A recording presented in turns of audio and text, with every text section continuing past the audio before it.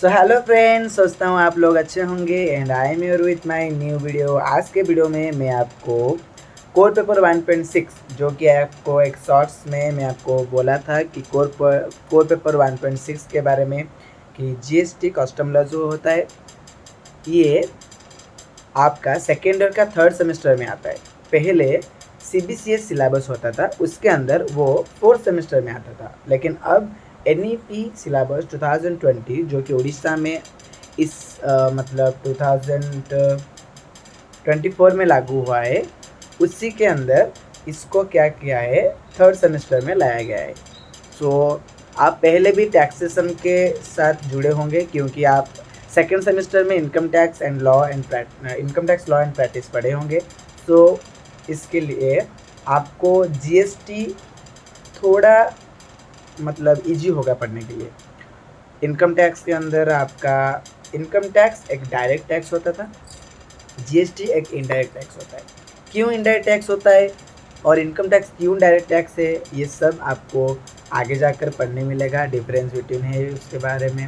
सो आज मैं आपको इंट्रोडक्शन का पार्ट रखने वाला हूँ। आज का वीडियो सिर्फ और सिर्फ इंट्रोडक्शन एंड सिलेबस के ऊपर रहेगा, जीएसटी के एंड कस्टम लॉ के। कस्टम लॉ एक छोटा सा मतलब आपका सिलेबस में छोटा सा ही है, लेकिन जीएसटी बहुत बड़ा है। जीएसटी एक ब्रॉडर टर्म है, उसके बारे में आप ज़्यादा पढ़ने वाले हैं। हम जीएसटी के अंदर 4 यूनिट्स है। हमारा जीएसटी के अंदर 4 यूनिट्स है। जीएसटी एंड कस्टम लॉ जो कोर पेपर 1.6 होता है, उसके अंदर हमारा 4 यूनिट्स है। यूनिट 1 ऑब्वियसली आप सब जानते होंगे। सब जितने भी सब्जेक्ट आप लोग पढ़ने वाले हैं उनका यूनिट 1 हमेशा इंट्रोडक्शन का पार्ट होता है। जैसे कि वो सब्जेक्ट क्यों रिलेट होता है, वो सब्जेक्ट क्यों आता है, क्यों एग्जिट किया गया है वो सब्जेक्ट को, ये सब लिंक होता है यूनिट 1 के अंदर इंट्रोडक्शन के पार्ट में। जैसे कि आप लोग इंट्रोडक्शन में बेसिक कंसेप्ट पढ़ने वाले हो and concept and feature of indirect taxes.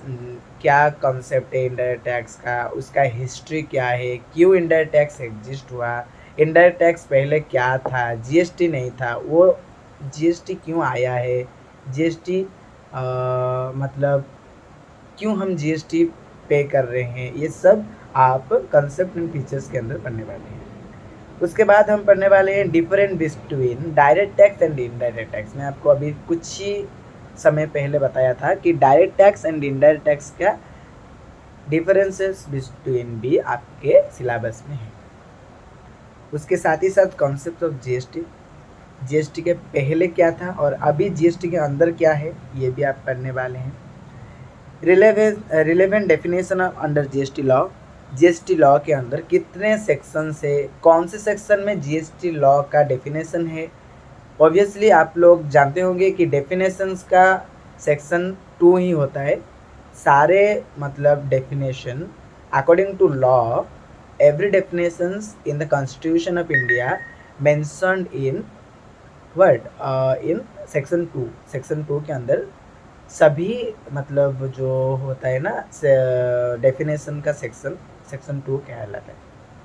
उसके बाद constitutional aspects of GST, constitution के बारे में भी आप पढ़ने वाले हो जीएसटी के अंदर, क्योंकि जीएसटी तो ऐसे नहीं आया ना, जीएसटी को लाया गया है कॉन्स्टिट्यूशन के अंदर ही लाया गया है जीएसटी को। इसके बारे में जीएसटी काउंसिल क्या होता है पढ़ने वाले हैं। स्ट्रक्चर एंड फंक्शनिंग, कैसे जीएसटी फंक्शन करता है उसके बारे में भी आप पढ़ने वाले हैं। इनपुट टैक्स क्रेडिट और ब्लॉक क्रेडिट, ये भी 2 आप पढ़ने वाले हैं।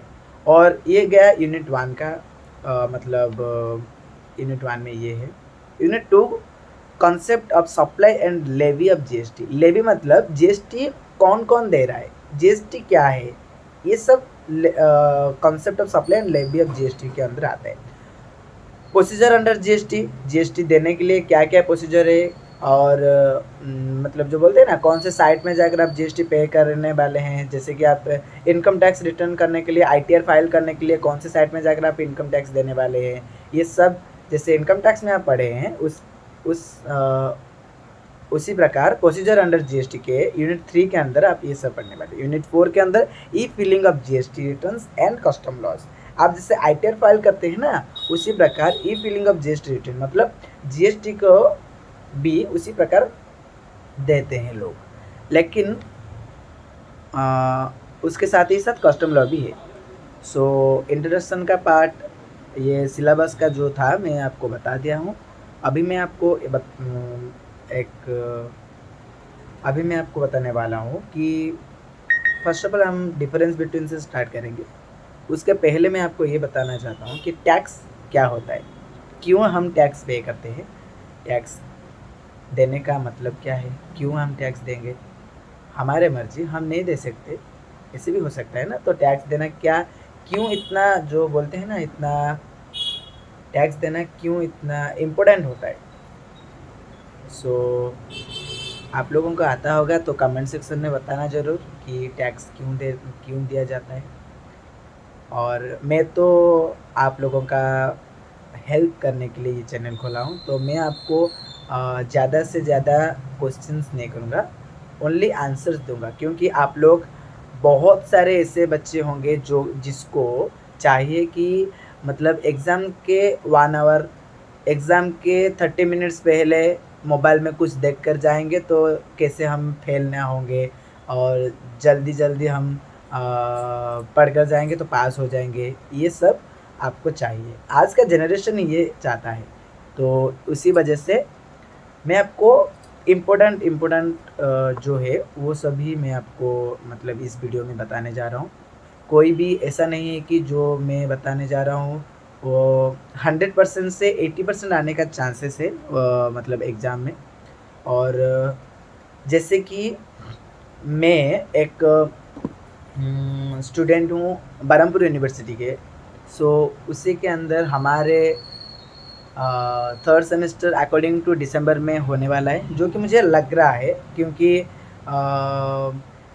पहले से जो हमारे एल्डर ब्रदर्स हैं उनके रेफरेंस में मुझे ये पता चला है। सो उसी प्रकार यदि दिसंबर में ये एग्ज़ाम होने वाला है, हमारा अभी ही मतलब हमारा बरहमपुर यूनिवर्सिटी के अंदर अभी ही हमारा 2nd सेमेस्टर ख़त्म हुआ है। सो बहुत ही कम डेज़ है, कम डेज़ के अंदर हम लोग 4 कॉमर्स पेपर देने वाले हैं। बीकॉम के अंदर अभी 3rd सेमेस्टर के अंदर हम 4 कॉमर्स पेपर देने वाले हैं। आपका कोर 1.4 से स्टार्ट होगा, फाइनेंशियल मार्केट एंड इंस्टीट्यूशंस। उसके बाद 1.5 है आपका फाइनेंशियल लिटरेसी, एंड 1.6 है GST एंड कस्टम लॉज। और उसके बाद आपका 1.7 या माइनर पेपर होगा मैनेजमेंट अकाउंटिंग। जो आप फर्स्ट सेमेस्टर के कॉस्ट अकाउंटिंग पढ़े होंगे, सो उसका बहुत ही रिलेटेड होता है मैनेजमेंट अकाउंटिंग, एडवांस वर्जन होता है वो कॉस्ट अकाउंटिंग का एडवांस वर्जन मैनेजमेंट अकाउंटिंग होता है।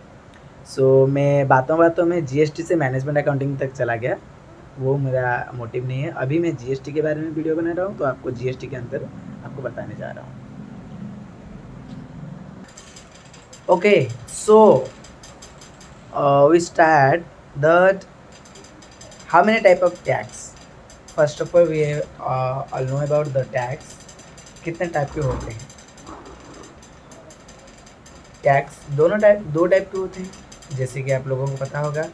एक टाइप का है डायरेक्ट टैक्स, दूसरा इनडायरेक्ट टैक्स। एंड ऑल्सो मैं आपको ये बताना चाहता हूँ कि मैं आपका मेरा व्हाट्सअप नंबर देने वाला हूँ, जिसमें आप लोग मुझे हाई भेजकर आप नोट्स भी एक्सेस कर सकते हैं, नोट्स भी ले सकते हैं। मैं नोट्स बना चुका हूँ, आपको मैं नोट्स भेज दूँगा। जिसको नोट्स चाहिए वो मुझे हाई भेजे और मैं आपको नोट्स दे दूँगा। ओके, सो टैक्स 2 टाइप के होते हैं, जैसे कि एक है डायरेक्ट टैक्स, दूसरा है इनडायरेक्ट टैक्स। डायरेक्ट टैक्स क्या होता है, आप लोगों के माइंड में ये आता होगा ना। तो डायरेक्ट टैक्स है तो जो डायरेक्टली हम टैक्स के साथ जो भी रिलेशन होता है वो डायरेक्ट टैक्स होता है। एंड इनडायरेक्ट टैक्स क्या होता है, जो हम इनडायरेक्ट टैक्स के अंदर इनडायरेक्ट टैक्स के साथ रिलेशन मतलब इनडायरेक्टली जो टैक्स के साथ रिलेशन होता है उसको हम इनडायरेक्ट टैक्स बोलते हैं। सो हाँ, हो सकता है ये डेफिनेशन ठीक है, मतलब मैं तो ये नहीं बोल सकता कि ये डेफिनेशन रॉन्ग है, डेफिनेशन नहीं है ये बस। सो वैसे ही हम ओके, सो डायरेक्ट टैक्स के अंदर पहले क्या क्या होता था, डायरेक्ट टैक्स का बाइफ्रिकेशन किया था, कैसे किया गया था वो मैं बताने वाला हूँ। कि डायरेक्ट टैक्स 3 टाइप्स के होते थे पहले, अभी के टाइम पे एक ही है, लेकिन पहले क्या था, इनकम टैक्स था, वेल्थ टैक्स था, गिफ्ट टैक्स था। सो पहले आपको, अभी जैसे आप इनकम टैक्स दे रहे हैं उसी प्रकार पहले आपको 3 उपायों में, मतलब 3 कैटेगरीज में आपको टैक्स लिया जाता था। इनकम करोगे तो उसके ऊपर टैक्स दिया जाएगा। वेल्थ टैक्स क्या होता है, वेल्थ तो आप लोगों को पता होगा, जितना जो बोलते हैं ना संपत्ति आपके पास जो है वो वेल्थ है, उसके ऊपर भी टैक्स दिया जाता था। गिफ्ट टैक्स भी दिया जाता था, यदि आप किसको गिफ्ट के आकार में कुछ देने वाले हैं तो उसके ऊपर भी टैक्स लग रहा था। अभी भी इनकम टैक्स में क्या करा गया है, वो सबको मिक्स कर इनकम टैक्स कर दिया गया है। पहले वो बाइफरकेट होकर रहता था, जैसे कि इनकम टैक्स होता था, वेल्थ टैक्स, गिफ्ट टैक्स, ये सब अलग अलग होकर था। अभी वो सबको मिलकर एक ही टैक्स बना दिया है।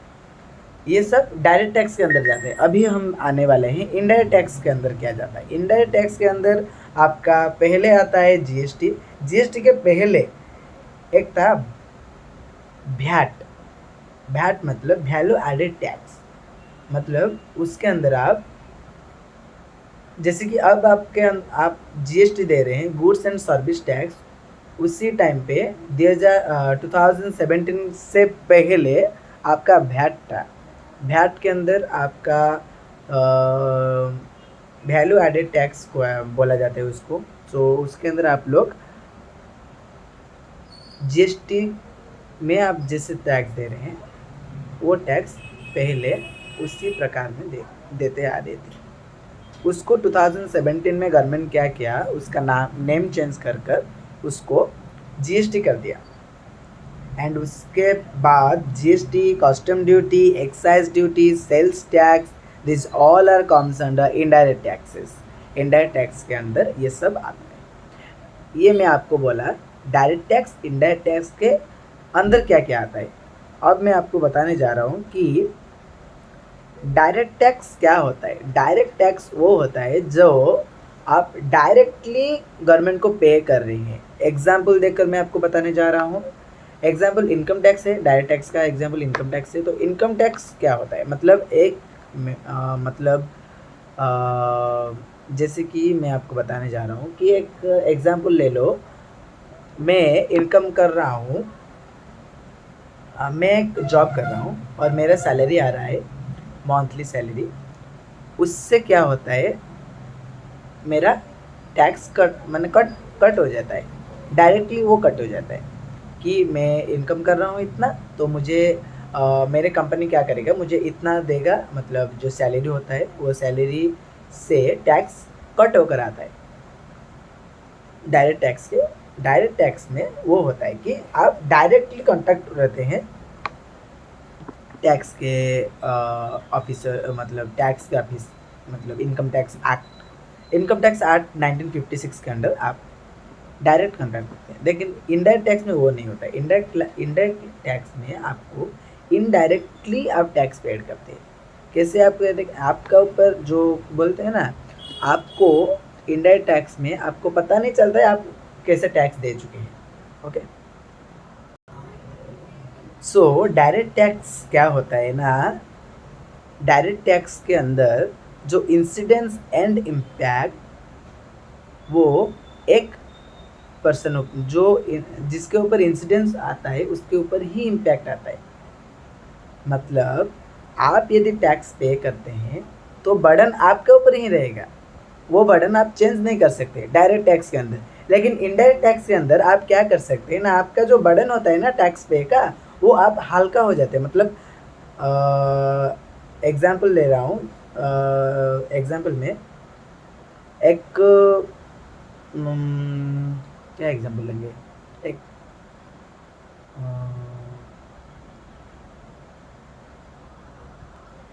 होलसेलर होलसेलर माल जब होलसेलर क्या करता है, जब एक गुड्स और गुड्स को देता है रिटेलर को, सो होलसेलर क्या करता है, उस उसमें जीएसटी कट कर दे देता है। तो वो जो कट कर जीएसटी देने वाला है, वो जीएसटी रिटेलर जब भी होलसेलर से खरीदेगा, सो होलसेलर रिटेलर से वो पैसा वसूल करेगा। उसी प्रकार रिटेलर जब कस्टमर को बेचता है, मतलब गुड्स, कस्टमर से वो उसका जीएसटी, मतलब होलसेलर जीएसटी पे कर रहा है किसको, गवर्नमेंट को। रिटेलर पे कर रहा है जीएसटी अमाउंट होलसेलर को, जो पहले होलसेलर दे चुका है, वो अमाउंट को रिटेलर से वो वसूल करेगा। उसके बाद रिटेलर क्या करता है, कस्टमर से वसूल करता है। सो ये एक चेन है इनडायरेक्ट टैक्स का, जिसके अंदर आप समझ रहे होंगे कि उसका बर्डन क्या कस्टमर के ऊपर डायरेक्ट इम्पैक्ट दे रहा है क्या, नहीं, क्योंकि कस्टमर दे रहा है, टैक्स दे रहा है, लेकिन बर्डन नहीं रहा है। जैसे कि आप डायरेक्ट टैक्स में क्या, इतना अमाउंट आपका कट हो जाएगा, वो आपका मतलब आप अभी लेट बी एग्जांपल आप 30 लाख इनकम कर रहे हैं, 30 लाख इनकम कर रहे हैं, तो आप उससे 10 लाख आप टैक्स में दे रहे हैं, तो आपके ऊपर बर्डन जा रहे हैं ना। 30 लाख आप इनकम करें, उससे 10 लाख आप टैक्स में दे दोगे, तो आपके पास रहा क्या, 20 लाख। सो ये तो आपको मतलब वो जो बोला जाएगा, आपको टेंशन कर देगा ना, मतलब ओब्वियसली टेंशन होगा। जो कि 30 लाख इतना मेहनत कर आप कमाएं, उससे 10 लाख गवर्नमेंट को दे रहे हैं, तो कुछ तो मतलब गिल्टी फील होगा ना। इसलिए टैक्स पेमेंट करना सही बात है, लेकिन इनकम टैक्स के अंदर क्या होता है ना, बर्डन शिफ्ट नहीं कर सकते, आप देना कंपलसरी होता है। लेकिन जीएसटी के अंदर वैसा नहीं होता है। पहले होलसेलर दे चुका होगा, लेकिन आपको वो अमाउंट डायरेक्ट होलसेलर को तो नहीं देना होना है, रिटेलर को दोगे, रिटेलर लेकर वो होलसेलर को देगा, होलसेलर मैन्युफैक्चरर को देगा, मैन्युफैक्चरर गवर्नमेंट को पे करेगा। So this is the chain of indirect tax. So उसके बाद में हम देखेंगे कि आपके जो सिलेबस के अंदर है ना हमारा इंट्रोडक्शन का बेसिक एलिमेंट्स क्या क्या होता है, ओके।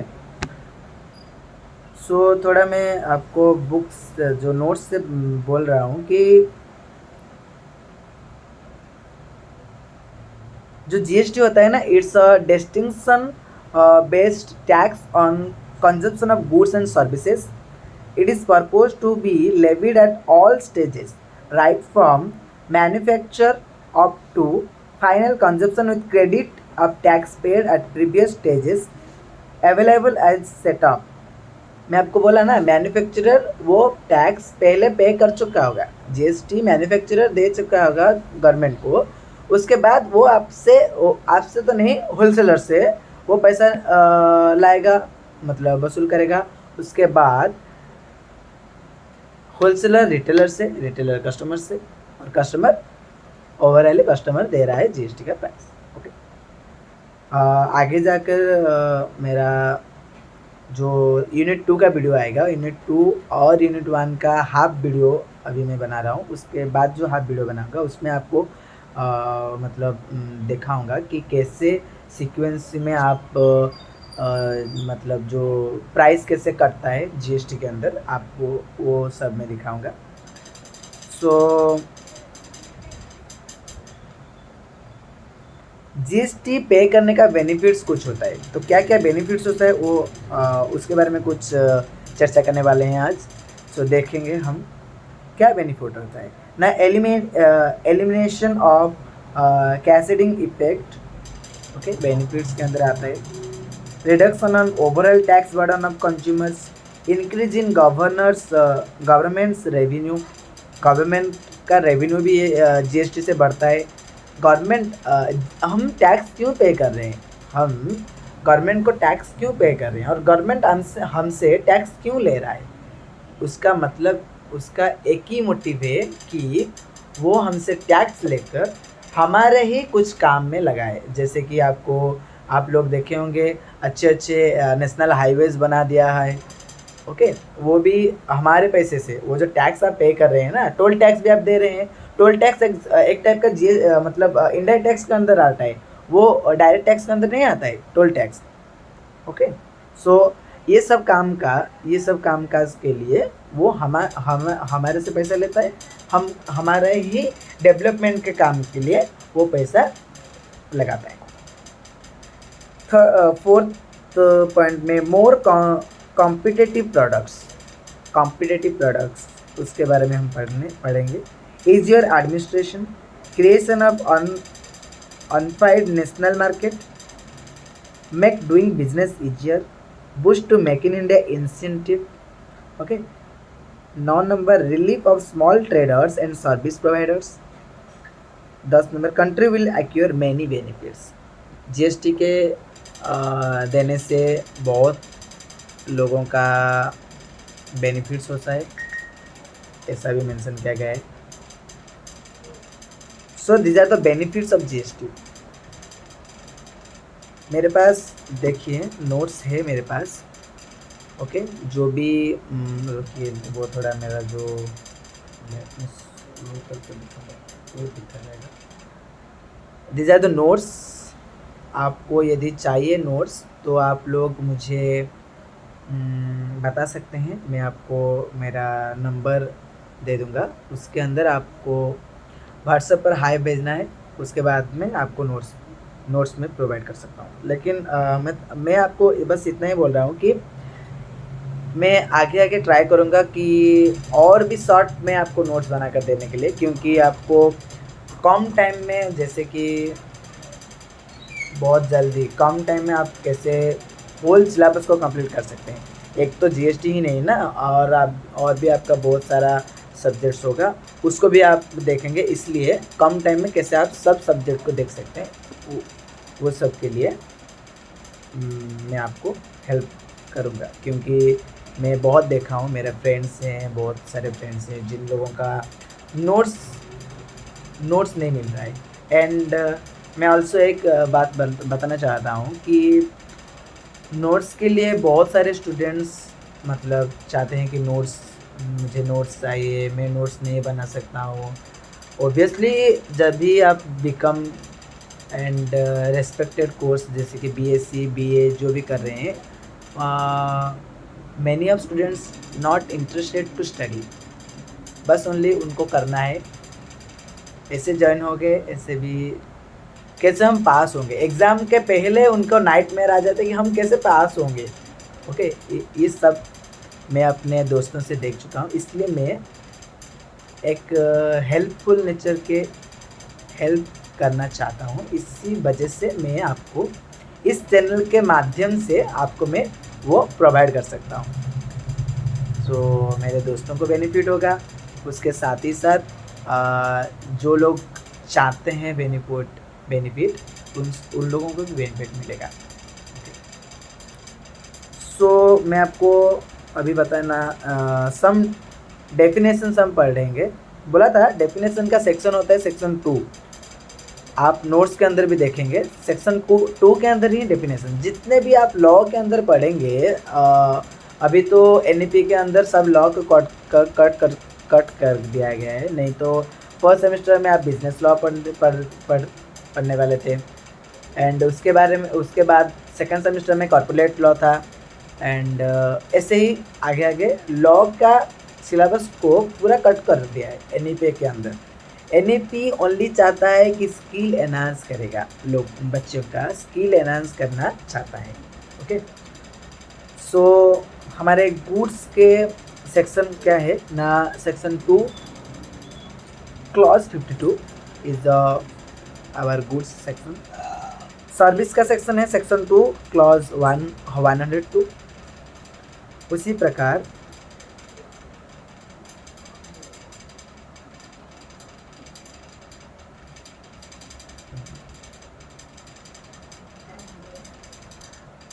चलो हम पहले गुड्स को देखेंगे, गुड्स क्या होता है। हो गया, आज यूनिट 1 देखेंगे, यूनिट 2 का वीडियो मैं अपलोड करने वाला हूँ। आज यूनिट 1 का मतलब मैं कॉन्सेप्ट एंड सिलेबस के अंदर कौन क्या क्या है वो मैं निकाल कर लिख कर आया हूँ, मतलब देख कर आया हूँ। और गुड्स का डेफिनेशन क्या कहता है? Goods means every kind of movable property other than money and securities, but includes actionable claim, growing crops, grass and things attached to or forming part of the land which it agreed to be served before supply or under a contract of supply. Okay, क्या मतलब मैं तो इतना बड़ा बड़ा भारी भरकम English का वर्ड्स पढ़कर चला गया, आप लोगों को पता नहीं होगा ये क्या है। हाँ, आप लोगों से तो एक्सपेक्ट मैं कर सकता हूँ कि आप समझ रहे होंगे इंग्लिश को, क्योंकि आप बीकॉम का सेकेंड ईयर में है तो आप लोग समझते होंगे, मुझे ये तो पता है, लेकिन मैं बस बोला। सो गुड्स क्या होता है ना, जैसे कि गुड्स होता है every kind of movable property. आप एग्ज़ाम्पल के तौर में मैं आपको गुड्स के एग्ज़ाम्पल में तौर में आपको ये तो बता सकता हूँ कि यदि मैं एक टीवी डीलर हूँ, टीवी डीलर मतलब टीवी खरीदता हूँ और बेचता हूँ। ओके, सो मेरे लिए टीवी जो खरीदता हूँ वो मेरे लिए क्या होता है? गुड्स होता है ना। ब्लॉक ऑफ क्वांटिटी में टीवी खरीदता हूँ, उसके बाद उसको मैं बेचता हूँ, ये मेरा काम है। उसी प्रकार हम छोटे मोटे मतलब एग्जांपल लेते हैं, जैसे कि यूजिंग ऑयल इन योर, मतलब जो खाने में यूज़ करने वाले oil, okay, day to day life में यूज़ करने वाले प्रोडक्ट्स, वो सब गुड्स है ना। गुड्स क्या होता है ना, movable property other than money and securities, money और सिक्योरिटीज़ को छोड़कर, but includes actionable claim, growing crops भी आपका एक टाइप्स ऑफ गुड्स होता है। जो एक फार्मर फार्मिंग करता है, तो फार्मिंग से भी वो रिटर्न कुछ पाता है ना, जैसे कि फार्मिंग करने के बाद जो क्रॉप्स बड़े होंगे उसको बेच कर उससे पैसा पाता है, तो वो भी एक गुड्स है, उसके लिए वो गुड्स है। Okay, so this is the goods, these are the goods. Okay, goods includes all type of movable property like cloth, sugar, iron, किरानी गुड्स मतलब तो समझ रहे होंगे, जो छोटा मोटा चीज़ जो आपको मतलब चाहिए वो सब। Money and securities are not covered on the definition, so these are not goods. Money और सिक्योरिटीज मतलब जो शेयर्स होते हैं ना, शेयर्स, डिवेंचर्स, ये सब सिक्योरिटीज के अंडर जाता है। Growing crops, grass and things attached to or forming part of the land which it agreed to be served before supply or under a contract of supply will be treated as goods. उसको क्यों goods treated करते हैं? उसके लिए contract हुआ है, वो contract के अंदर उसको मतलब गुड्स किया जाता है। Okay, actionable claim other than lottery, betting and gambling will not be treated as supply of goods. जैसे कि आप गैम्बलिंग मतलब समझते हैं ना, जो एविएटर गेम, अभी रिसेंटली चिकन रोड गेम था, and also many of the जो ऑनलाइन गेम से आप पैसा पाते हैं, वो सब गुड्स में नहीं जाते हैं। ओके, लॉटरी, एक बहुत बड़ा लॉटरी आपको मिल गया, वो सब गुड्स में नहीं जाते। Intangibles like copyright and carbon credit would continue to be covered under goods. Copyright जानते हैं ना, कॉपीराइट इंटेंजिबल एसेट होता है एक। ओके, कॉपीराइट, पेटेंट राइट यहाँ पर मेंशन नहीं हुआ है, कॉपीराइट है, सो वो एक गुड्स कह सकते हैं। उसके बाद गुड्स का सेक्शन क्या है? Section 2 clause 52। ओके, सर्विस का सेक्शन है 2 क्लॉज, सेक्शन 2 क्लॉज 102। सेक्शन 2 के अंदर ना सब डेफिनेशंस ब्रीफली मतलब एक्सप्लेन किया जाता है। ओके, सर्विस क्या होता है ना, service means anything other than goods money and securities but includes activities relating to the use of money or its conversion by cash or by any other mode from one form currency or denomination to another form currency or denomination for which consideration is charged. So in reference GST, service means any activity carried out by a person for another for consideration but shall not include. क्या क्या include नहीं होता है वो भी हम समझें। Service का मतलब होता है कि आप किसको हेल्प कर रहे हैं। आप अकाउंट्स के अंदर एक +2 के अंदर आप अकाउंट्स के अंदर एक चैप्टर पढ़े होंगे, NPO जो नॉन प्रॉफिट ऑर्गेनाइजेशन का मतलब बारे में बताता है। उस चैप्टर में सर्विस प्रोवाइडर होते हैं, बहुत सारे सर्विस प्रोवाइडर होते हैं। उसी प्रकार सर्विस जो प्रोवाइड करता है उनके ऊपर भी टैक्स लगता है। क्या क्या किसके ऊपर सर्विस प्रोवाइड करने से टैक्स लगता है वो सब आप नोट्स से पढ़ सकते हैं। नोट्स में आपको भेज दूंगा, नंबर पर आप मुझे हाई भेजेंगे तो मैं आपको नोट्स भेज दूंगा। So this is in your unit 1। Unit 1 के अंदर इतना ही है। इसके बाद यूनिट 2 के अंदर हम ओनली पढ़ेंगे क्या, रजिस्ट्रेशन कैसे करते हैं जीएसटी के अंदर। ओके,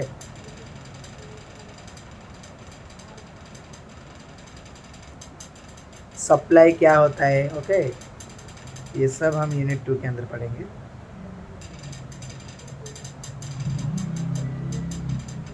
सो होपफुली मुझे ऐसा लग रहा है कि आपको मेरा ये जो वीडियो अच्छा लगा होगा एंड हेल्पफुल होगा।